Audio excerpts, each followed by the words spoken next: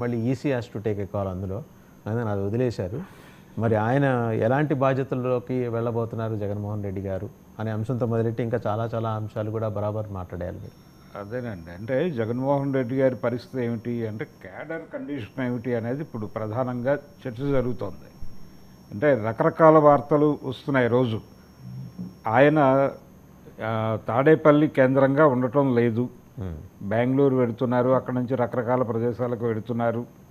దీని మీద రోజుకొక స్పెక్యులేటివ్ స్టోరీ వస్తుంది. ఆయన కలకత్తా పర్యటన మీద ఒక స్పెక్యులేటివ్ స్టోరీ. అలాగే ఆయన కేసుల జడ్జిమెంటు వ్యవహారం కూడా కొంచెం అబ్జర్వేషన్లో ఉంది, ఇప్పుడు ప్రపంచం గమనిస్తోంది. ఆయన కేసుకు సంబంధించి ఒక న్యాయమూర్తి తప్పుకోవడం, అది కూడా చర్చ జరుగుతోంది. నిజానికి ఇదేదో మేనేజ్ చేయడం కోసం ఈయన కలకత్తా చేరాడా అనే చర్చ కూడా జరిగిపోతుంది ఒకవైపు. ఇలా ఇవన్నీ జరుగుతున్నాయి. కానీ వీటికంటే వెనకాల నిజానికి జగన్మోహన్ రెడ్డి గారిని గెలిపించుకున్నది ఆ రోజున 2019లో ఆయన్ని గెలిపించుకున్నది కార్యకర్తలు. ఈ కార్యకర్తలు జగన్మోహన్ రెడ్డి ముఖ్యమంత్రి అయితే చాలు మన జీవితాలు బాగుపడిపోతాయి అనుకుని ఆయన్ని భుజాన మోసుకుంటూ తీసుకెళ్ళి ముఖ్యమంత్రి పీఠం మీద కూర్చోబెట్టినటువంటి సందర్భం. కానీ ఆయన అధికారంలోకి వచ్చిన తర్వాత కార్యకర్తలకి జరిగింది ఏమిటి అనేది ఒక్కసారి వెనక్కి తిరిగి చూస్తే కార్యకర్తలకి జరిగింది ఏమీ కనిపించదు అనేది చాలా స్పష్టంగా వాళ్ళే చెప్తున్నారు. కొన్ని చోట్ల వాళ్లే కాంట్రాక్టులు చేసిన పనులకు బిల్లులు కూడా తెచ్చుకోలేనటువంటి పరిస్థితుల్లోకి వెళ్ళిపోయారు వాళ్ళు. అంటే పూర్తిగా బైపాస్ చేయటం మాత్రమే కాదు, నాయకుల్ని క్యాడర్ని బైపాస్ చేయటం మాత్రమే కాదు, వాళ్ళకి సరైనటువంటి న్యాయం ఆయన అధికారంలో ఉన్నప్పుడు కూడా జరగలేదు. అంటే కేంద్రీకృతంగా జరిగింది, ఏది జరిగినా కానీ కేంద్రీకృతంగా జరిగింది. మొత్తం ఆయనకే సర్వం సహా తాడేపల్లి ప్యాలెస్కే వెళ్ళిపోయింది. క్యాడర్ని పూర్తిగా నిర్లక్ష్యం చేశాడు ఆయన. వాళ్ళ సంక్షేమం పట్టించుకోలేదు, ప్రజల సంక్షేమం పట్టించుకున్నాడు కానీ క్యాడర్ సంక్షేమం పట్టించుకోలేదు ఆయన. ప్రజలకు పెట్టినటువంటి సంక్షేమ పథకాలు లాంటివి కనీసం పార్టీలో క్యాడర్కి ఏమాత్రము పెట్టలేదు అనేటువంటి అభిప్రాయం క్యాడర్లో ఉంది. 2-3 బయటకు మాట్లాడేశారు కూడా. అది జగన్మోహన్ రెడ్డి ముఖ్యమంత్రిగా ఉండగా ప్రజలకు న్యాయం జరిగింది, కార్యకర్తలకు అన్యాయం జరిగింది అని వాళ్ళ పార్టీ నాయకులే ఓపెన్గా మాట్లాడినటువంటి సందర్భాలు మనం చూసాం. ఇటువంటి కండిషన్లో ఇప్పుడు ఆయన ప్రతిపక్షంలోకి వెళ్ళారు. ప్రతిపక్షంలోకి వెళ్ళిన తర్వాత ఇప్పుడు క్యాడర్ మళ్ళీ పార్టీని జనంలోకి తీసుకెళ్ళాలి. దానికి క్యాడర్ సంసిద్ధంగా ఉందా అనేది ఇప్పుడు ప్రశ్న. కేసులు భయంతో ఉన్నారు వాళ్ళు. ఇప్పుడు జగన్మోహన్ రెడ్డి గారు ఏమీ పెట్టలేదు, ఒక గొడవ. రెండో వైపు వీళ్ళ కోసం కేసులు కాసుకుని ఉన్నాయి.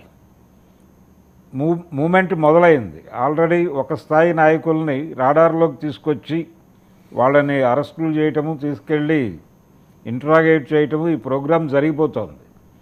నిన్ననే చూసాం మనం. ఇప్పుడు కొడాలి నాని, పేర్ని నాని, వీళ్ళందరి పేర్లు కూడా వస్తున్నాయి బయటికి చర్చకి. ఈ కండిషన్లో రోజా గారి వివరాలు కావాలంటే నేను చెప్తాను, ఆవిడ ఎక్కడున్నారో మీకు తెలియకపోతే వెళ్ళి అరెస్ట్ చేసి తెచ్చుకోండి అని చెప్పేసి ఆయన రఘురామకృష్ణరాజు గారు చెప్తున్నాడు మీడియా ముందుకు వచ్చి.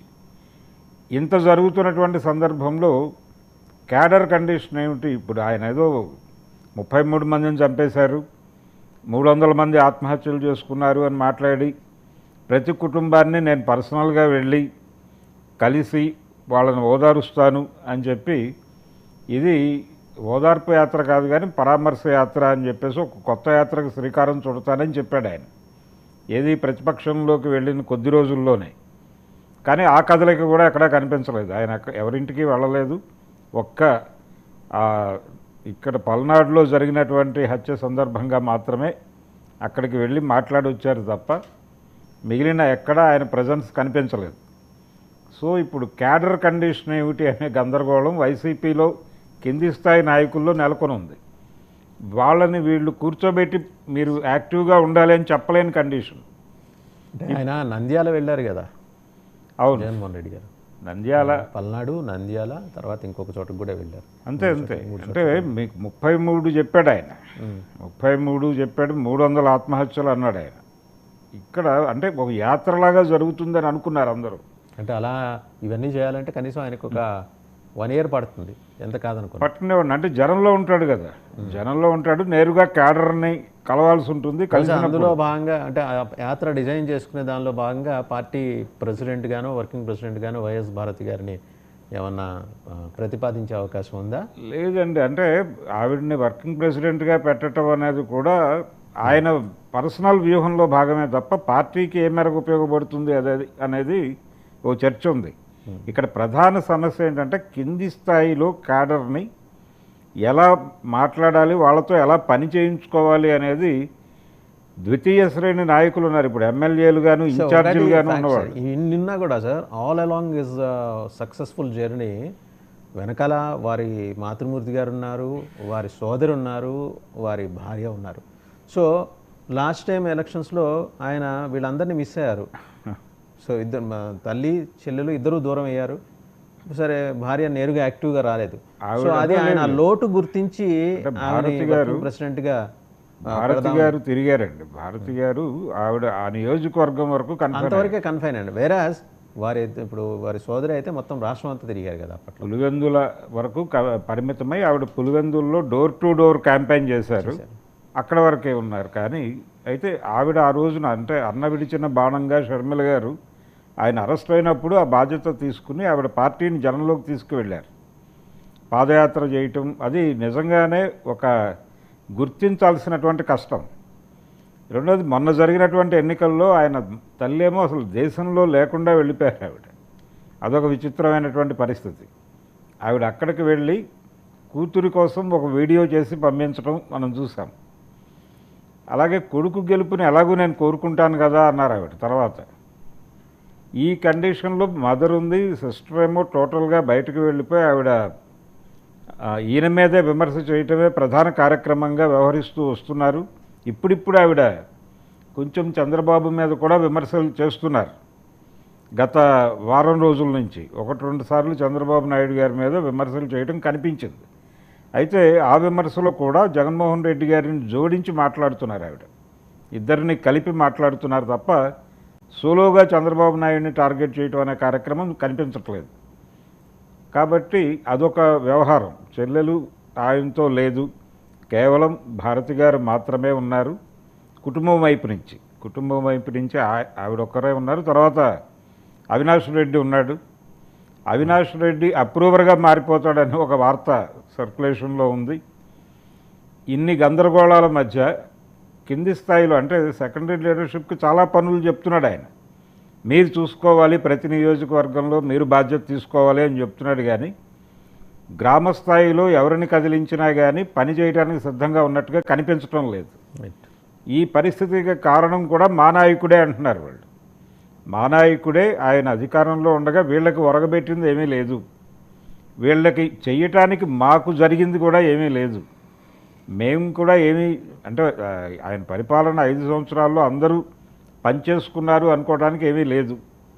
చాలా కొద్ది మందికి మాత్రమే ఫలాలు అందాయి. కేవలం ఆ కోటకి పరిమితమై అంటే మాణిక్యవరప్రసాద్ గారు అందులోకి 2 సార్లు వెళ్ళొచ్చిన తన అనుభవాలు ఈ మధ్య మీడియా ముందు పంచుకున్నారు. చాలా లిమిటెడ్ కోటరీ అది.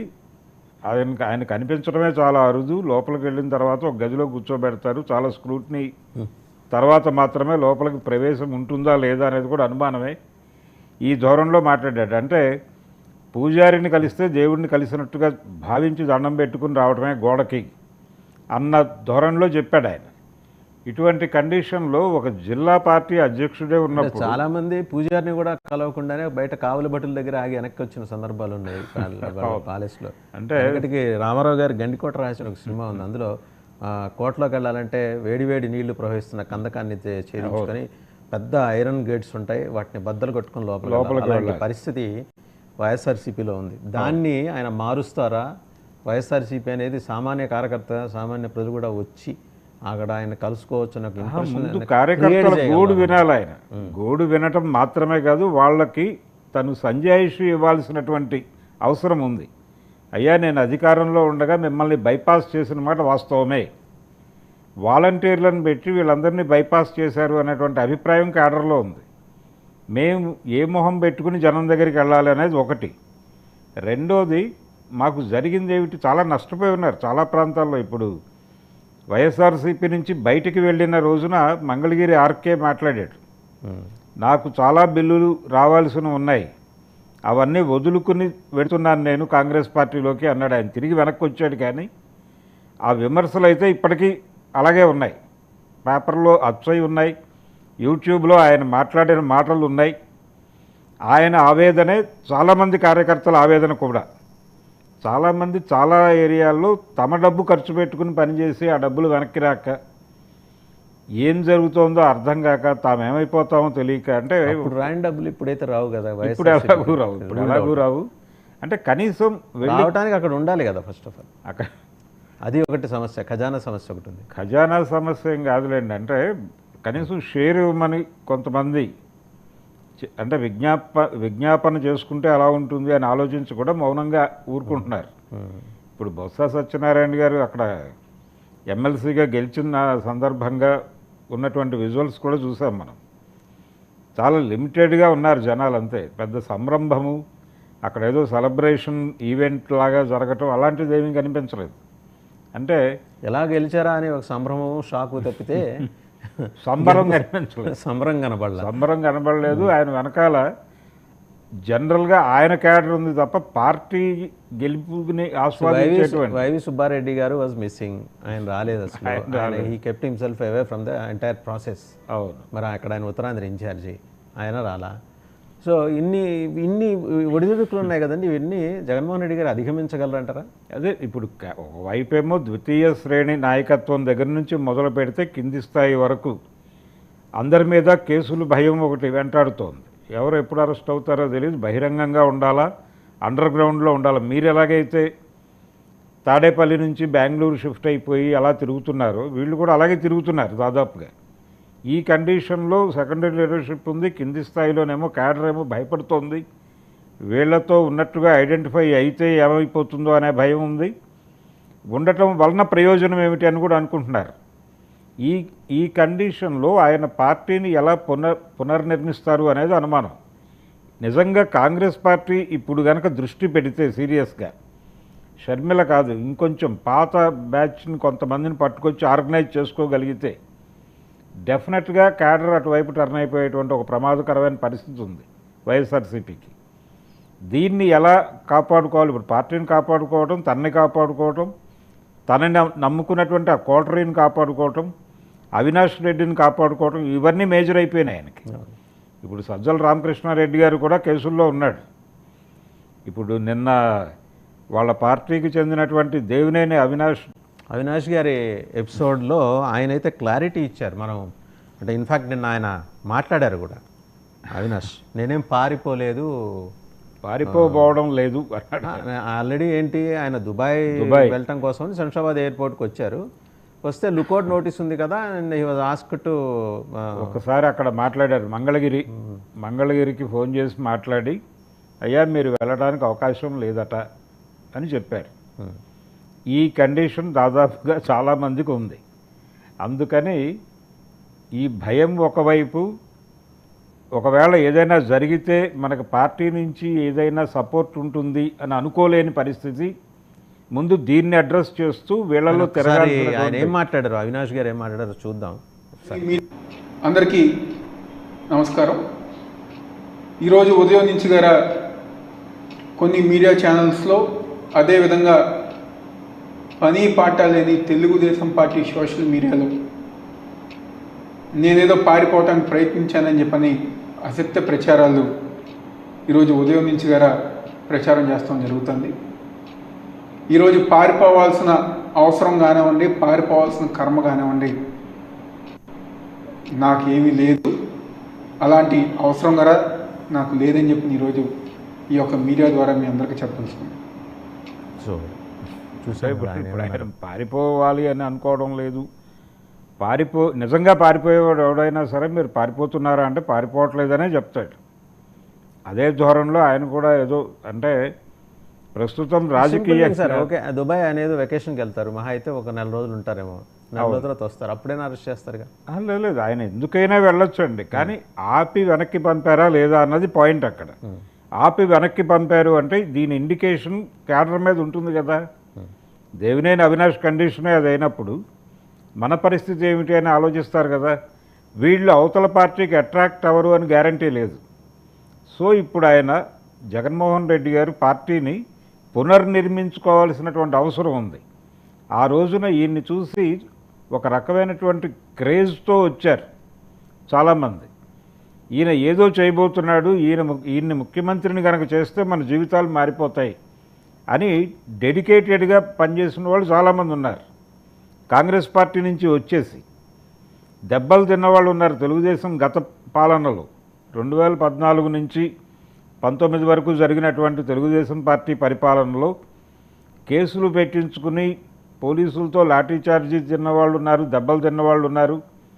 వీళ్ళందరూ అంటే కొంతమందిని కొంచెం సీరియస్గానే కొట్టారు. 3rd డిగ్రీ అనుభవించినటువంటి వైఎస్ఆర్సీపీ కార్యకర్తలు చాలామంది ఇప్పటికే ఆ పెయిన్స్తో ఉన్నారు. జగన్మోహన్ రెడ్డి సీఎం అయిపోతే మనకు చాలా ఏదో జరిగిపోతుంది, మన జీవితాలు మెరుగుపడిపోతాయి అనుకుని మెరుగుపడకపోగా మరింత నష్టపోయినటువంటి పరిస్థితి. ఆర్కే గారు చెప్పినట్టు, ఆర్కే ఒక్కడే కాదు చాలామంది చెప్పారు ఆ మాట. ఆర్కే లాంటి ఒకళ్ళిద్దరు బయటికి మాట్లాడేశారు, కానీ చాలామంది అంతర్లీనంగా అంతర్గతంగా ఉన్నటువంటి ఆవేదన అది.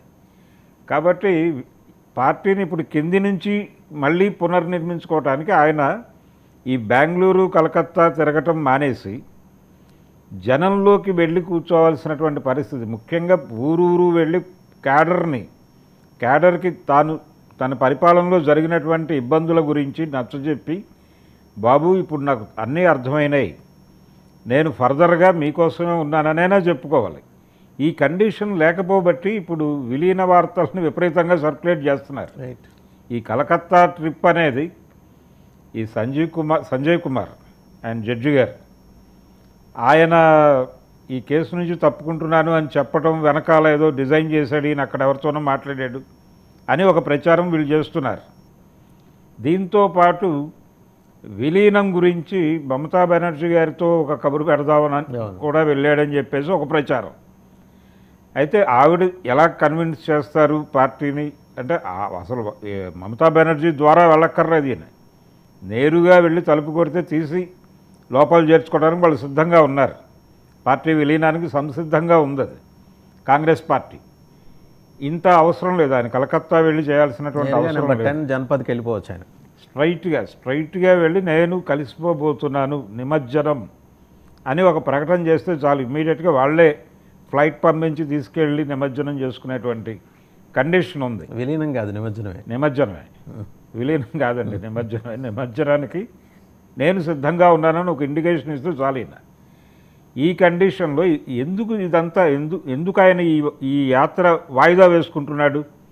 రెగ్యులర్గా అంటే జనంలోకి వెళ్ళడానికి ఇప్పటికీ భయపడుతున్నాడు ఆయన అనేది అర్థమవుతోంది. స్టిల్ ఆయన గతంలో లాగా లేడు. 2014లో ఓడిపోయిన తర్వాత ఆయన అసెంబ్లీలో కంటే కూడా జనంలోనే ఎక్కువ ఉన్నాడు. ఈసారి అలా జనంలో ఉండే పరిస్థితి కనిపించడం లేదు ఆయనకి. కారణం క్యాడర్ని ఎలా కన్విన్స్ చేయాలి అనే విషయంలో గందరగోళం ఉంది. అందుకని ఆయన పార్టీలో ఒక నిర్మాణము, ఒక షేపు ఇచ్చి ఇప్పుడు ఆవిడ్ని తీసుకొచ్చి పార్టీ అధ్యక్ష పదవిలో కూర్చోబెట్టి ఆయన ఏదో తిరిగి అంటే తనని తాను కాపాడుకునే కార్యక్రమం కూడా ఉంది ఆయనకి. ఆ గందరగోళం ఉంది. తనతో పాటు ఉన్నటువంటి ఆ కోర్ గ్రూపుని కాపాడుకోవాల్సిన బాధ్యత ఉంది. ఇన్ని బాధ్యతలు భుజానేసుకుని, ఇన్ని గందరగోళాలు భుజానేసుకుని ఆయన పార్టీని ఎలా ముందుకు నడుపుతారు, క్యాడర్ని ఎలా ముందుకు నడిపిస్తాడు, వాళ్ళకి దిశానిర్దేశం ఎలా చేస్తాడు, వాళ్ళని ఎలా కన్విన్స్ చేస్తాడు ముందు, ఇది ప్రశ్న. అందుకని వైఎస్ఆర్సీపీ వచ్చే ఎన్నికల్లో బలంగా అంటే చెప్తున్నారు వాళ్ళు, అయిపోయింది వచ్చేది మా ప్రభుత్వమే అని చెప్తున్నారు, కానీ పేరు నాని లాంటి వాళ్ళు అది లోపల నుంచి వస్తున్న మాటగా కనబడాలి. వాళ్ళు ఏ పార్టీలో చేరబోతున్నారో ఆ పార్టీ ప్రభుత్వం వచ్చేదనా, లేకపోతే వైఎస్ఆర్సీపీ ప్రభుత్వం వస్తుందనా? ఎందుకంటే వాళ్ళు ఇలా చెప్పిన వాళ్ళు రెండో రోజు పార్టీలో ఉండలేదు. అంటే ఇప్పుడు బొత్స మీద కూడా ఇది ఉంది, గెలిచిన తర్వాత వెళ్ళిపోతాడు, ముందరకాళ్ళకి బంధాలు వేసి ఎమ్మెల్సీగా చేశారు కదా, గెలిచిన తర్వాతైనా వెళ్ళిపోతాడని ప్రచారం చేస్తున్నారు ఇప్పుడు. అంటే ఒక పార్టీ కి రాష్ట్ర స్థాయి అధ్యక్షుడిగా చేసి ఇక్కడ మంత్రిగా చేసి 40 ఏళ్ల కెరీర్ ఉంచుకొని ఆయన వెళ్ళకపోవచ్చేమో, వెళ్ళరులేండి, వెళ్ళకపోవచ్చేమో, వెళ్ళే అవకాశాలు తక్కువే. తప్పో ఒప్పో విజయమో ఓటమో ఇక్కడే చూసుకుందాం అనేది జనరల్గా. అంటే బొత్స క్యారెక్టర్ తెలిసిన వాళ్ళు ఎవరు అంత తొందరగా ఆయన స్విచ్ ఓవర్ అవుతారని అనుకోరు. అయితే బొత్సకు కూడా అలాంటి చరిత్ర ఉంది గతంలో. ఆయన కాంగ్రెస్ పార్టీతో ట్రావెల్ చేసినప్పుడు 14 ఎన్నికలకి జస్ట్ ముందు సడన్ టర్న్ ఇచ్చేసి వెళ్ళిపోయాడు వైఎస్ఆర్సీపీలోకి. ఆ ముందు రోజు కూడా ఆయన వైఎస్ఆర్సీపీలో చేరడానికి ముందు రోజు కూడా గాంధీ భవన్ వెనకాల ఆంధ్రప్రదేశ్ కమిటీ కోసం కట్టించినటువంటి భవనంలో ఆయన ఒక ప్రెస్ మీట్ పెట్టి సడన్గా అటు టర్న్ అయ్యారు. ఆ రోజు సాయంత్రమే వెళ్ళి జగన్ని కలవటం, మర్నాడు చేరిపోవటం అయిపోయింది. ఇలాంటి కండిషన్లో వైఎస్ఆర్సీపీ పార్టీ ఉంది. దాన్ని ఏమాత్రమూ ప్రమాదకరంగా చూడట్లేదు వీళ్ళు. అదేదో తిరిగి అధికారంలోకి వస్తుంది, ఒక ఝలక్ ఇస్తుంది, జనాల్ని మొబలైజ్ చేస్తుంది. జనాల్ని మొబలైజ్ చేయటం, ఓటర్ని మొబలైజ్ చేయటం, ఈ ప్రోగ్రాం చేయటానికి తగ్గ పరిస్థితి కింది స్థాయిలో నిర్మాణం దెబ్బతింది అనేది ఇప్పటికైనా జగన్ గుర్తించాడా అనేది ప్రశ్న. రైట్. గుర్తించి ఉంటే తదనుగుణమైనటువంటి కార్యక్రమాలు చేపట్టేవాడు ఆయన. ఇక పక్క రాష్ట్రం విషయానికి వెళ్తే బండి సంజయ్ గారు మాట్లాడింది చూశారు, ఈటల రాజేంద్ర గారు మాట్లాడింది చూశారు. ఇంతకీ కేసీఆర్ కాంగ్రెస్లోకి వెళ్తారా, బీజేపీలోకి వెళ్తారా? కేసీఆర్కి ఏమో ఏఐసీసీ, కేటీఆర్కి పీసీసీ చీఫ్ ఇస్తారంటే బండి సంజయ్ గారు. మరో పక్కేమో బీఆర్ఎస్ కాంగ్రెస్ తప్పుడు ప్రచారాలు చేస్తుంది, బీఆర్ఎస్ బీజేపీలో విలీనమవుతుందని ఈటల రాజేంద్ర గారు మాట్లాడటం. అంటే కాంగ్రెస్లో విలీనం అవుతోంది, విలీనమైన తర్వాత ఆయనకి ఏఐసీసీ, వీళ్ళకి ఇంకోటి ఇచ్చే పీసీసీలు ఇవి ఇచ్చేస్తారని చెప్తున్నారు. కానీ అది బండి సంజయ్ గారు అన్నది. అది బండి సంజయ్ అంటున్నాడు. అలాగే ఈటల రాజేందర్ కూడా కాంగ్రెస్లోకి పోతారు, వాళ్ళు బీజేపీలోకి వచ్చే కండిషన్ లేదు అనే చెప్తున్నాడు ఆయన కూడా. అయితే భారతీయ జనతా పార్టీలోకి చేరబోతున్నారు, ఆయనకి గవర్నర్ ఇవ్వబోతున్నారు, వీళ్ళకి ఇంకెక్కడో అకామిడేట్ చేయబోతున్నారు, కేటీఆర్ని ఎక్కడో అకామిడేట్ చేయబోతున్నారు, హరీష్ రావుని కేంద్రంలోకి తీసుకునే అవకాశం ఉంది. ఈ టోన్లో సాక్షాత్తు రేవంత్ రెడ్డి గారు మాట్లాడుతున్నారు. సో ఇప్పుడు బీఆర్ఎస్ పార్టీ కాంగ్రెస్తో విలీనం అవుతుందనేమో బీజేపీ వాళ్ళు మాట్లాడుతున్నారు. బీఆర్ఎస్ గురించి బీఆర్ఎస్ తప్పించి అన్ని పార్టీలు మాట్లాడుకుంటారు, అందరూ మాట్లాడుతున్నారు. బీఆర్ఎస్ అనే పార్టీ కాంగ్రెస్లోకి వెడుతుంది అనేమో బీజేపీ వాళ్ళు, లేదు బీజేపీలోకే వెడుతోంది అని చెప్పేది వీళ్ళు. ఈ విలీనం ఎటువైపు అనేది, అసలు విలీనం ఉంటుందా ఉండదా, బీఆర్ఎస్ పార్టీ కండిషన్ ఏమిటి అనేది ఒక డిస్కసివ్ పాయింట్గా మార్చేశారు. పైగా జంక్షన్లో నుంచోబెట్టారు, ఆ ఇంట్లోకి వెళ్తుందా ఈ ఇంట్లోకి వెళ్తుందా అని చెప్పి. ఈ కండిషన్లో కేసీఆర్ గారి మౌనం, అలాగే పార్టీ కేటీఆర్ గారు కూడా మాట్లాడలేదు దీని మీద ఇప్పటిదాకా.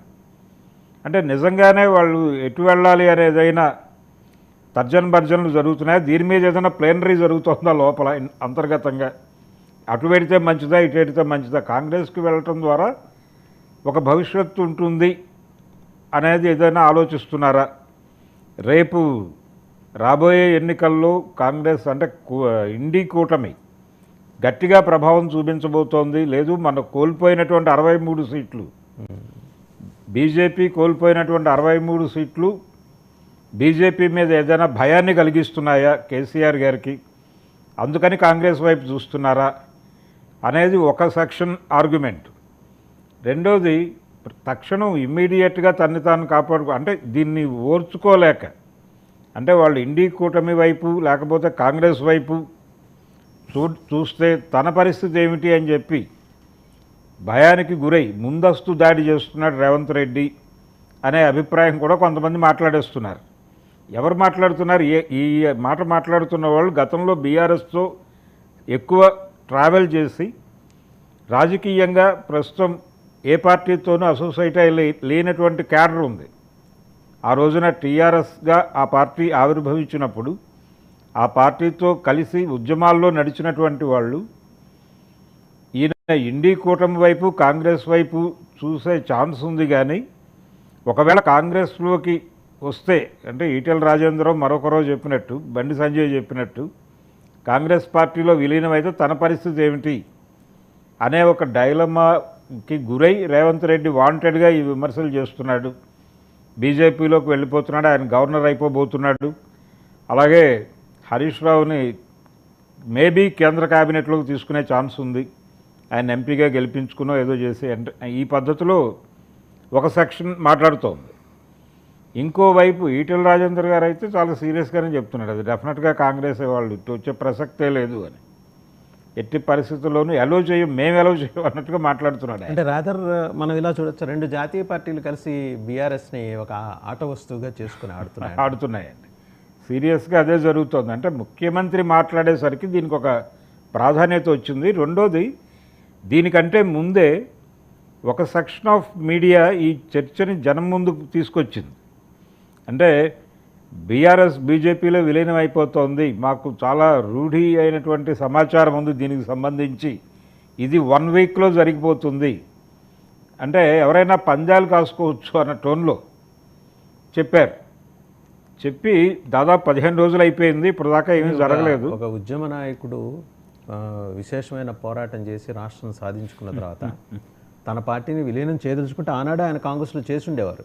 అవును, ఆయన ఎక్కువ ఇంక్లినేషన్ ఆయన కాంగ్రెస్ వైపే ఉంది, ఆనాటి నుంచి ఉందని ఒక మాట, ఒక అబ్జర్వేషన్. వెళ్ళి గ్రూప్ ఫోటో దిగొచ్చారు కదండి సోనియా గాంధీతో, తెల్లారి పొద్దున లేదని మాట మాట్లాడారు. అవును, ఇప్పుడు బొత్స సత్యనారాయణ గారు ఏఐసిసి అదే మన గాంధీ భవన్ వెనకాల ఏపీసీసీ కోసం పెట్టిన ఆఫీసులో ఎలా మాట్లాడి తెల్లారికి పార్టీ మారారో అవును, ఈయన తెల్లారికి మాట మార్చారు. ఆయన ఉద్యమ నాయకుడు, అది ఉద్యమ పార్టీ. ఒక ఉద్యమ పార్టీని తీసుకెళ్లే ఆ దాటినట్లాగా ఒక పార్టీలో జాతీయ పార్టీలో విలీనం చేస్తారా? విలీనం చేస్తారు అని అయితే ఒక సెక్షన్ ఆఫ్ మీడియా చాలా సీరియస్గా ప్రచారం చేసింది. ఈ ప్రచారం మీద కూడా మాట్లాడాడు బండి సంజయ్ గారు. వాంటెడ్గా వాళ్లే కావాలని చేస్తున్నారు ఈ ప్రచారం అంతా, మీరు ఒక్కసారి ఈ ప్రచారం చేస్తున్నటువంటి ఛానళ్ళు వాటి నేపథ్యము చూడండి అని కూడా మాట్లాడాడు ఆయన. ఏ సెక్షన్ ఆఫ్ మీడియా ఇది ప్రచారం చేస్తోందో వాళ్ళ పునాదుల్లోకి వెళ్ళి చూడండి విషయాన్ని అని కూడా మాట్లాడాడు. ఆయన మాట్లాడాడు, ఈటెలా మాట్లాడాడు. అంటే కాంగ్రెస్ పార్టీకి భారతీయ జనతా పార్టీ చాలా సీరియస్ చెక్ పెడుతోంది అనేటువంటి భయం ఏమైనా ఉందా అంటే, అర్బన్ ఓటర్లు బీఆర్ఎస్ వైపు నిలబడ్డారు అసెంబ్లీ ఎన్నికల్లో. తీరా పార్లమెంట్ ఎలక్షన్కి వచ్చేసరికి వాళ్ళు టర్న్ అయి బీజేపీకి వెళ్ళారు. చాలా క్లియర్గా, పర్టికులర్గా ముఖ్యమంత్రి గారు గతంలో రిప్రజెంట్ చేసినటువంటి నియోజకవర్గం, పార్లమెంట్ నియోజకవర్గం కూడా బీజేపీ చేతుల్లోకి వెళ్ళిపోవటం, ఈ కండిషన్ అంతా చూసి కాంగ్రెస్ పార్టీ ఈ ప్రచారాన్ని వాంటెడ్గానే చేయిస్తోంది అనేది ఒక నేరేటివ్ని వీళ్ళు బిల్డప్ చేసి జనం ముందు నుంచోబెట్టగలిగారు. ఈ కండిషన్లో జంక్షన్లో బీఆర్ఎస్ విలీనం అంటే కేసీఆర్ లాంటి నాయకుడు వచ్చిన తర్వాత ఆ పార్టీలో ఆయన ఏ పాత్ర నిర్వహిస్తారు అనేది ఇప్పుడు ప్రశ్న. చంద్రబాబు నాయుడు కూడా ఈ పరిస్థితిని చాలా సీరియస్గా గమనిస్తున్నాడు అని చెబుతూనే, గతంలో తెలుగుదేశం పార్టీతో ఉండి తర్వాత టీఆర్ఎస్లోకి వచ్చి ఇప్పుడు మళ్ళీ కాంగ్రెస్ వైపు చూస్తున్నటువంటి కొంతమంది ఖమ్మం నాయకులు ఉన్నారు. సరిహద్దు జిల్లాల నాయకులు ఖమ్మం, నల్గొండ. వాళ్ళు ఏం మాట్లాడుతున్నారంటే ఈ ఎపిసోడ్ మీద చంద్రబాబు నాయుడు గారు చాలా సీరియస్గా గమనిస్తున్నారు, ఆయన కేసీఆర్తోనూ రేవంత్ రెడ్డితోనూ సమన్వయం సాధించే అవకాశం కనిపిస్తోంది అన్న టోన్లో కొంతమంది మాట్లాడేస్తున్నారు బయట మీడియాలోకి వచ్చి. ఇది చాలా అంటే క్లిష్టమైనటువంటి ఒక గందరగోళంలోకి బీఆర్ఎస్ క్యాడర్ని కన్ఫ్యూజన్లోకి నెట్టడం కోసం ఇది చేస్తున్నారు. ఇప్పుడు ఇమ్మీడియట్గా క్యాడర్లో ఈ కన్ఫ్యూజన్ని తొలగించడం కోసం ఒక క్యాంపెయిన్ చేయాల్సినటువంటి అవసరం ఉంది వాళ్ళకి, బీఆర్ఎస్కి. ముందైతే ఓపెన్ కావాలి, ఈ దాడి ఏమిటి, మేము విలీనం కావటం. ఒక రకంగా కంపారిజన్ తీసుకొస్తే కనుక సార్, 2 తెలుగు రాష్ట్రాల్లో అధికారం కోల్పోయిన పార్టీలు 2 కూడా జంక్షన్లో ఉన్నాయి. అటు ఆయన ఒక రకమైన పరిస్థితి, ఇటు కేసీఆర్ గారి పార్టీది ఇంకో రకమైన. అక్కడ అంటే అక్కడ 2 పార్టీల గొడవ లేదు, 2 జాతీయ పార్టీల గొడవ లేదు, ఒక జాతీయ పార్టీ. 2 ప్రాంతీయ పార్టీలతో అయితే ఆయన గొడవ ఉంది కదా, గొడవ ఉంది. తెలుగుదేశంతో ఉంది, జనసేనతోనే ఉంది ఆయనకి. ఇక్కడ 2 జాతీయ పార్టీలతో గొడవ ఉంది బీఆర్ఎస్కి 2 జాతీయ పార్టీలతో గొడవ ఉంది. 2 జాతీయ పార్టీల్లోనూ ఆయన చేరిపోతున్నాడని వార్త. ఇదొక విచిత్రమైన సందర్భం. అక్కడ కాంగ్రెస్ పార్టీలో విలీనం అవుతుందా లేదా అన్నది ఒకటే ప్రశ్న. బీజేపీ లేదు అక్కడ సీన్లో. అంటే ఆయన బీజేపీలోకి వెళ్ళినా వెళ్ళొచ్చు జగన్మోహన్ రెడ్డికి కూడా. ఒకవేళ అంటే మనకి ఎన్నికల ఫలితాలు బయటకు వచ్చిన తర్వాత వైసీపీ నుంచి గెలిచినటువంటి ఎంపీలు టోటల్గా బీజేపీలోకి వెళ్ళిపోతారని ప్రచారం జరిగింది. అంటే వాళ్ళని వాళ్ళు కాపాడుకోవడం కోసం పర్టికులర్గా అవినాష్ రెడ్డి డెఫినెట్గా బీజేపీలోకి వెళ్ళిపోతాడు. తన కేసుని డైల్యూట్ చేసుకోవటం కోసం తన స్కిన్ కాపాడుకునేటువంటి కార్యక్రమంలో భాగంగా ఆయన బీజేపీ దగ్గరికి వెళ్ళి సరెండర్ అవుతాడు అనే మాట బలంగా వినిపించింది. కానీ సో అదే లీడ్ అనుకుంటే జగన్మోహన్ రెడ్డి కూడా వెళ్ళిపోవచ్చు కదా అందులోకి. వాళ్ళు కాదంటారా? వాళ్ళకే అవసరమే అక్కడ ఒక బలమైనటువంటి నాయకుడు. జగన్ని పవర్ని కలిపి కూర్చోబెట్టి వచ్చే ఎన్నికలు డిజైన్ చేసుకోండి మీరు నెమ్మదిగా అని కూడా చెప్పొచ్చు వాళ్ళు. చంద్రబాబు గారిని పక్కకి నెట్టి ప్రస్తుతానికి మీరు స్నేహంగా ఉండండి, స్నేహంగా ఉంటే ఉండండి, లేకపోయినా ప్రమాదం లేదు అనే లెవెల్లో ఒక ఇండికేషన్ ఇవ్వచ్చు. ఆయన మీద కూడా కొత్త కేసులు చాలా ఎజెండా మీదకి వస్తున్నాయి, చంద్రబాబు గారి మీద కూడా. సో ఈ వాతావరణంలో బీజేపీ వాంటెడ్గానే ఈ గందరగోళం తెలుగు రాష్ట్రాల్లో క్రియేట్ చేస్తోందా అనే అనుమానం అయితే కలుగుతోంది. కాంగ్రెస్ కంటే కూడా భారతీయ జనతా పార్టీయే ఈ స్పెక్యులేషన్ని చాలా బలంగా నడిపిస్తోంది, నెరేటివ్ని బిల్డ్ చేస్తోంది. దాని కౌంటర్గా ఆయన ధోరణిలో ఆయన ఒకవేళ కాంగ్రెస్లోకి వచ్చేస్తే జరగబోయే ప్రమాదాలు నిజంగానే వాళ్ళు చెప్తున్నట్టు అంటే బీఆర్ఎస్ నుంచి బయటకు వెళ్ళిపోయి ప్రస్తుతం ఏ యాక్టివిటీలోనూ లేనటువంటి రాజకీయ నాయకులు చెప్తున్న మాట ప్రకారం కేసీఆర్ కాంగ్రెస్లోకి వస్తే తన పరిస్థితి ఏమిటి అనే ఆందోళన నుంచి ఆయన్ని బీజేపీ వైపు డైవర్ట్ చేసే ప్రయత్నం రేవంత్ రెడ్డి గారు సీరియస్గా చేస్తున్నాడు అనే మాట అంగీకరిస్తాయి. ఈ గేమ్ చాలా విచిత్రంగా కనిపిస్తోంది. మొత్తానికి రెండు తెలుగు రాష్ట్రాలు ఎంటర్టైన్మెంట్ ఇండస్ట్రీ కన్నా పొలిటికల్ ప్లాట్ఫామ్స్ రెండు తెలుగు రాష్ట్రాల ప్రజలకు కావాల్సినంత వినోదాన్ని అయితే పంచుతున్నాయి. Definite right. అలాగే ఎంటర్టైన్మెంట్ గురించి మాట్లాడుకున్నాం కాబట్టి తెలుగు సినిమా జాతీయ పురస్కారాల వ్యవహారంలో ఎందుకు వెనకబడిపోయింది?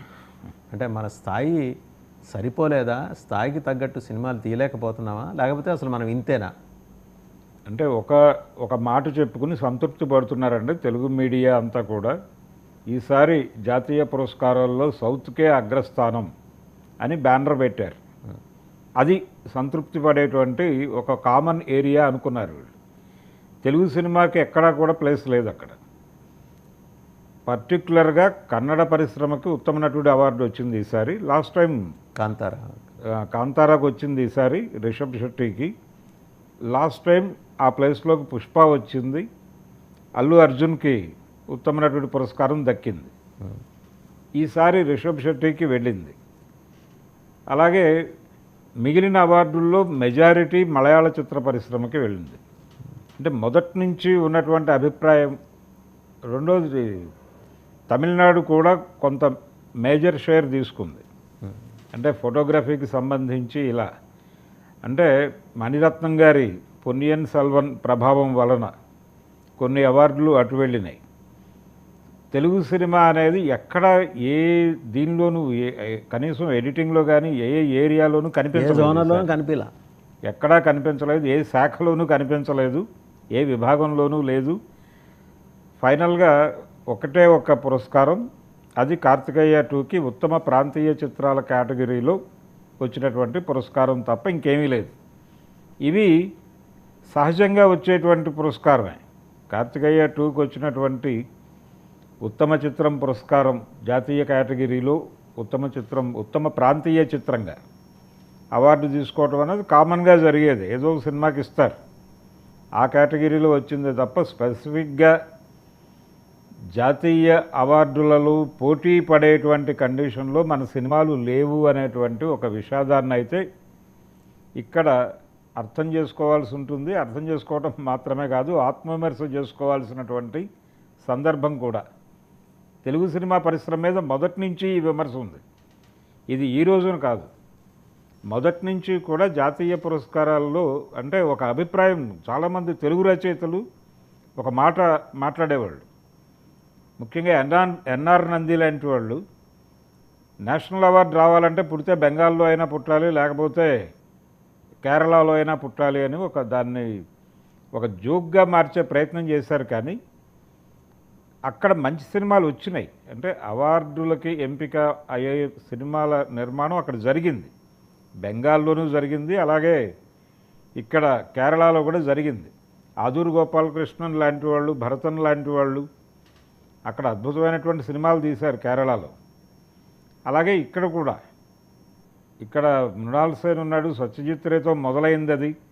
ఆ తర్వాత వచ్చినటువంటి గౌతమ్ ఘోష్ వీళ్ళందరూ దాన్ని కొనసాగించారు. అటువంటి దర్శకులు మన దగ్గర లేరు. తమిళనాడులో ఉన్నారు, ఇప్పుడు పారంజిత్ ఉన్నాడు, తను రియలిస్టిక్గా సినిమాలు తీస్తున్నాడు. అలాగే వెట్రిమారన్ ఉన్నాడు. అంటే వాళ్ళ సమాజంలో ఉన్నటువంటి వైరుధ్యాలను తీసుకుని చాలా అద్భుతమైనటువంటి సినిమాలు తీస్తున్నారు వాళ్ళు. తెలుగు సినిమా కమర్షియాలిటీ అనే పేరుతో ఒక చిన్న గందరగోళంలో కూడా ఉంది తెలుగు సినిమా పరిశ్రమ. ఆ గందరగోళం ఏమిటంటే, మార్కెట్ పెరిగిపోయింది తెలుగు సినిమాకి, హిందీ సినిమాని దెబ్బ కొట్టేసి తెలుగు సినిమా ముందంజలో ఉంది వసూళ్ల పరంగా జాతీయ మార్కెట్లో అనేది ఒక త్రిశంకు స్వర్గం లాంటి వాతావరణం కల్పించారు తెలుగు సినిమా పరిశ్రమకి. దీంతో ప్రతి ఒక్కరూ పాన్ ఇండియా మార్కెట్ని అడ్రస్ చేసే సినిమా చేయాలి అనే ధోరణిలోకి వెళ్ళిపోయి ఇండస్ట్రీ ఒక రంగా పిడుక్కి బియ్యానికి ఒకటే మంత్రం ఇస్తుంది. ఇప్పుడు మీరు ఇందాక పారంజిత్ గురించి ప్రస్తావన చేశారు. అతందే తంగిలాన్. అవును, తంగిలాన్ నిజంగా నెత్తురు కన్నీళ్ళు ఈ రెండు కలబోసిన ఒక అద్భుతమైన దృశ్య కావ్యంగానే చూడాలి. ఎందుకంటే ఒక స్టార్ హీరో చేత గోచి కట్టించి సినిమా తీసే సాహసం, ధైర్యం మన తెలుగు సినిమా ఎప్పటికైనా చేయగలదా? ఒకే రెండు సందర్భాల్లో జరిగింది అది. సోహన్ బాబు మల్లెపువ్వును, తర్వాత చిరంజీవి స్వయం కృషి కూడా. అంటే దాని మీద ఉండే విమర్శ దాని మీద ఉందనుకోండి. ఉన్నవవారి మాలపల్లి నవలని బ్రాహ్మణ మాలపల్లి అని విమర్శించిన సందర్భం మనకు తెలుసు. అలాగే స్వయం కృషిలో కూడా విశ్వనాథ్ గారి సినిమాలో దళిత పాత్రలు కూడా వాళ్ళు బ్రాహ్మలుగానే ప్రవర్తిస్తారు, అదే భాష మాట్లాడతారు. అంటే స్వయం కృషి ప్రస్తావన వచ్చింది కాబట్టి చెప్తున్నాను ఇది. అందులో సుందరమూర్తికి చేలములు అని ఆ క్యారెక్టర్ పాడుతుంది. అంటే చిరంజీవి విజయశాంతి మధ్య వచ్చేటువంటి డ్యూయెట్లో ఆ పదం దొర్లుతుంది. ఈ లెవెల్లో ఎవరైనా మాట్లాడతారా ఆ కుటుంబాలకు చెందినవారు అనే చర్చ ఒకటి జరిగింది ఆ రోజుల్లో. మాట్లాడకూడదని లేదు కానీ అసలు మాట్లాడతారా? జనరల్గా వాళ్ళకంటూ వాళ్ళ పాటలు వాళ్ళకు ఉన్నాయి. వాటి మీద ఎందుకు పరిశోధన చేసి వాటిని సినిమాలోకి పట్టుకొచ్చే ప్రయత్నం ఎందుకు చేయలేదు విశ్వనాథ్ గారు అనే ఒక ప్రశ్న, ఒక చర్చ జరిగింది అప్పుడు. నేను అందుకే ఉన్నవ గారి మాలపల్లిని ప్రస్తావించింది. బ్రాహ్మణ మాలపల్లి అనే విమర్శ ఉంది దాని మీద. సో ఇప్పుడు తంగలాన్ విషయానికి వస్తే, ఆయన చరిత్ర చెప్పడం కోసం ఏదో పాత రోజుల నాటి సినిమా చెప్పాలి అని ఒకటే అనుకోలేదు. తను ప్రస్తుత సమాజంలో కూడా ఉన్నటువంటి అణిచివేతని అప్పటి నుంచి ఉంది. దీని రూట్స్ అక్కడవి అని కాదు, అసలు అప్పటి నుంచి ఇలాగే ఉంది ప్రపంచం. పెద్దగా మనమేమీ మారలేదు, ఇప్పటికీ ఏమీ పెద్దగా మార్పు సాధించలేదు మనం అనేది ఎస్టాబ్లిష్ చేయదలుచుకున్నాడు. దీన్నే పింగళ నాగేంద్రరావు గారు ఒకసారి ఒక నాటకానికి రాసినటువంటి ముందు మాటలో ఆయన ఏమంటాడంటే, పురాణాలని లేకపోతే చారిత్రక అంశాలని తీసుకుని మళ్ళీ చెప్పదలుచుకున్నప్పుడు ప్రస్తుతం నువ్వు ఏ సమాజానికైతే దాన్ని అందించాలనుకుంటున్నావో ఆ సమాజానికి నువ్వు చెప్తున్నటువంటి సంఘటనకి మధ్యలో ఉన్నటువంటి రిలేషన్ని ఎస్టాబ్లిష్ చేయకపోతే ఆ కళారూపం వలన ప్రయోజనం ఉండదు అని చెప్పాడు ఆయన. దాదాపుగా పారంజిత్ దాన్నే తీసుకున్నాడు. ఆ జిస్ట్ ఆయన ఆలోచనలో కనిపించింది. అది చాలా సీరియస్గా సమాజం అప్పుడు ఎలా ఉంది, ఇప్పుడు ఎలా ఉంది, ఇప్పుడు వీళ్ళ ప్రవర్తన మీద ఐడెంటిఫైడ్ ఈజ్ సంథింగ్ డిఫరెంట్ కదండి. కోలార్ బంగారు గనుల్ని కనిపెట్టడానికి జరిగిన సాహసయాత్ర 1850s. అవును. అప్పుడు ఆ స్టవ్ ఈ దళిత్ కమ్యూనిటీని, ట్రైబ్స్ని ఎట్లా ఉపయోగించుకున్నారు అగ్రవర్ణ బ్రాహ్మణ దురహంకారం ఒకవైపు, బ్రిటిషర్స్ అణిచివేత ఒకవైపు, ఈ రెండు రకాల సప్రెషన్స్ని అడ్రస్ చేస్తూ ముందుకు వెళ్ళిన విధానం, ఎంతమంది ఎంత కన్నీళ్ళు, ఒక రకంగా అతను అన్నట్టు కన్నీళ్ళు రక్తం రెండు ఇప్పటి సమాజం కూడా కనిపిస్తుంది దాంట్లో. ఇప్పటి సమాజం కూడా అంటే బానిస కులాలని బానిస కులాలుగా ఉంచటం అనేది ధర్మం పేరిట చలామణి అవుతోంది అనే ఒక అభిప్రాయాన్ని చాలా బలంగా పారంజిత్ చెప్పదలుచుకున్నాడు. ఆయన వరుసగా తన సినిమాలన్నింటిలోనూ దాన్ని ఏదో పద్ధతిలో చెప్తున్నాడు. తన్ని తాను అంబేద్కర్ అని చెప్పుకున్నాడు ఆయన. రెండోది, ఒక అంబేద్కర్ గారి వాక్యం ఉంది. అంటే భారతదేశ చరిత్రలో వైదిక మతానికి బౌద్ధ మతానికి జరిగినటువంటి ఘర్షణ చాలా ప్రముఖ స్థానం వహిస్తుంది, దాన్ని కొంచెం జాగ్రత్తగా స్టడీ చేయవలసినటువంటి అవసరం ఉంది అన్నాడు ఆయన. ఆ స్టడీ కూడా కనిపిస్తుంది, ఆ వాక్యం ప్రభావం కూడా ఈ సినిమా మీద కనిపిస్తుంది. అంటే గౌతముడి విగ్రహానికి తలనరికేయటం లాంటి సన్నివేశాలు ఉన్నాయి దీనిలో. ఆయన వలన చాలా ప్రమాదం వాటిల్లుతుంది అని చెప్పేసి ఒక బ్రాహ్మణ పాత్ర ద్వారా చెప్పిస్తాడు. అంటే వైదిక మతానికి బౌద్ధ మతానికి మధ్య ఘర్షణ సినిమాలో ఏదో మేరకు చర్చ పెట్టేటువంటి ప్రయత్నం అయితే చేశాడు.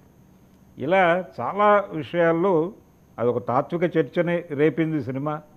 అలాగే కేజీఎఫ్ కూడా అదే గనుల గురించి తీసిన సినిమా, కానీ అదొక ధోరణి, దానికి టోటల్ భిన్నమైనటువంటి ధోరణిలో ఈ సినిమా. కమర్షియల్, ఇది కమర్షియల్ అండ్ హ్యూమన్ టచ్ ఉన్న. కమర్షియల్ అనేది లేదు అనేది ఆయన ఉద్దేశం. పారంజిత్ అభిప్రాయం ఏంటంటే, మీరు సినిమాని సినిమాగా తీస్తే, మీరు చెప్పే కథ ఎవరినైనా కదిలిస్తే అది సినిమా ఆడేస్తుంది అంతే. సినిమా ఆడటమే కమర్షియాలిటీ. ప్రజల హృదయాలు కదిలించగలిగేది ఆర్ట్, అది పనిచేస్తుంది అంతవరకే. ఆయన అట్ ద సేమ్ టైం ఆయన టెక్నాలజీని కూడా చాలా సమర్థవంతంగా ఉపయోగించుకున్నాడు కదా, ఆధునిక టెక్నాలజీని. అందులో మనం అది రూల్ అవుట్ చేయలేం. పారంజిత్ చాలా కన్వీనియంట్గా వాడాడు టెక్నాలజీ అన్నిటినీ. అంటే సినిమాని ఏదో డాక్యుమెంటరీ లాగా తీసే ప్రయత్నం చేయలేదు. ఇండియన్ ఫిల్మ్స్ డివిజన్ ప్రజెంటేషన్ లాగా ఉంటే ఎవరు రారు కదా. రారు. చాలా సీరియస్గా దృష్టి పెట్టాడు క్రాఫ్ట్ మీద అన్ని విధాలుగాను. అలాగే పాటలు ఉన్నాయి ఆ సినిమాలో, అన్ని విధాలుగాను. అంటే ఆడియన్స్ని ఎంగేజ్ చేయడంతో పాటు వాళ్ళకి ఒక కొత్త విషయాన్ని అర్థం చేయించేటువంటి ప్రయత్నం. ఆ రోజున సమాజం ఎలా ఉంది, ఈ రోజున సమాజం ఎలా ఉంది, ఈ రోజుకి ఆ రోజుకి పెద్ద తేడాలేం లేవు. అప్పుడు కుల వ్యవస్థ ఇప్పుడేం లేదు, కులం ఇప్పుడేంటి, కులం గురించి మాట్లాడటం ఏంటి అని ఇప్పుడు కూడా చాలామంది మాట్లాడుతూ ఉంటారు. అటువంటి కండిషన్ ఏం లేదు, ఇప్పుడు కూడా అదే ఉంది బాబు, ఇంకొక ప్లైన్లో ఉంది. రెండోది, ఇక్కడ క్రీమీ లేయర్ లాంటి చర్చలు జరుగుతూ ఉంటాయి. ఆ చర్చని కూడా ఆయన ఆ కథలోకి జొప్పించి తీసుకొచ్చి మాట్లాడించే ప్రయత్నం చేశాడు. అంటే విక్రమ్ నాయకత్వం వహిస్తాడు ఆ గ్రామాన్ని అక్కడికి తీసుకెళ్ళటానికి, ఆ మైండ్స్ కనిపెట్టడానికి, అలాగే తవ్వకానికి కూడా తన గ్రామంలో ఉన్నటువంటి దళితుడిని తీసుకెళ్తాడు. ఈ తీసుకువెళ్ళటం కోసం వచ్చేటప్పుడు వీళ్ళకి తను చాలా బాగుపడిపోయినట్టుగా కనిపింపజేయాలి అనేది వాళ్ళ వ్యూహం. బ్రిటిష్ ఆఫీసర్ ప్రోగ్రామ్ అది. అతను ఇతనికి ఒక ప్యాంటు షర్టు ఇచ్చి, గుర్రం ఇచ్చి వేసుకుని వెళ్ళు అని చెప్తాడు. దాంతో వచ్చిన తర్వాత ఇతను చాలా పెద్దవాడైపోయాడనే ఉద్దేశం, అంటే బ్రిటిష్ వాళ్ళ మద్దతు ఇతనికి ఉంది అనే ఇంప్రెషను ఆ లోకల్గా ఉన్నటువంటి భూస్వామికి కూడా కల్పిస్తారు. కల్పిస్తే తప్ప వీళ్ళని తీసుకెళ్ళటానికి వాడు అంగీకరించడు. ముందు అక్కడ ఉన్నటువంటి దొర కన్విన్స్ అవ్వాలి. వాడి బానిసలను వీళ్ళు తీసుకెళ్ళిపోతున్నారు.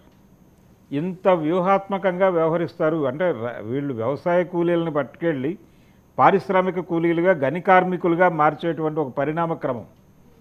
వీళ్ళు కూడా రోజువారీ కూలీ వచ్చేస్తోంది, ఇదే బాగుంది కదా అనుకుంటారు. ఇలా అనుకునేలా చేయటమే వాళ్ళ ఉద్దేశం. ఎప్పుడైతే వాళ్ళకి లాభం రావట్లేదు అనుకుంటారో, ఇక్కడ భూస్వామికి కొద్దో గొప్ప మొహమాటం ఉంటుంది, కానీ వాళ్ళు నిర్దాక్షిణ్యంగా చంపేస్తారు వీళ్ళ వలన ప్రయోజనం లేదు అనుకుంటే. దాన్ని కూడా చూపించాడు సినిమాలో. కార్మికులుగా మారిన తర్వాత వీళ్ళు ఎదుర్కొనే పరిస్థితులు, రైతు కూలీలుగా ఉండేటప్పుడు భూస్వాములతో ఎదుర్కొన్నటువంటి సమస్యలు, వీటన్నిటినీ ఒక కంపారిటివ్ స్టడీ చేశాడు సినిమాలో. అందుకని ఆ సినిమా అనేది కేవలం ఏదో సినిమాగా మాత్రమే కనిపించదు. ఆ సినిమా చూసిన వాళ్ళు చాలా చాలా విషయాలు అర్థమవుతాయి. అలా అర్థం చేయించటం ద్వారా అతను గొప్ప విజయాన్ని అయితే సాధించాడు.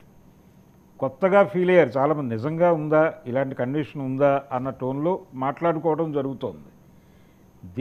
దీన్ని సాకారం చేసుకోవటమే అతని ప్రోగ్రాం.